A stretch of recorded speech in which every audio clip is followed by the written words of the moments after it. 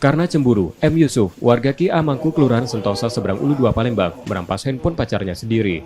Tersangka kemudian diringkus polisi dari unit reskrim Polsek Seberang Ulu 2 Palembang. Dari pemeriksaan polisi pada tersangka, kejadian bermula ketika korban dan tersangka bertemu di sebuah taman. Saat itulah tersangka merampas HP korban.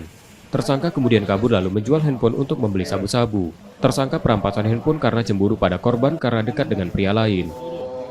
Jadi kami dari Polsek SU2 mengamankan pelaku kuras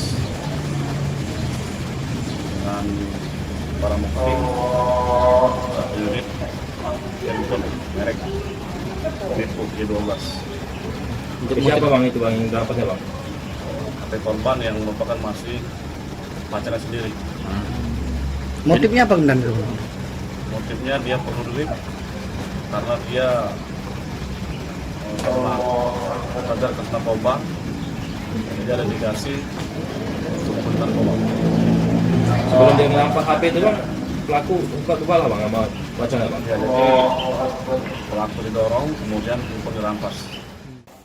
Karena perbuatannya itu, tersangka terancam hukuman 5 tahun penjara.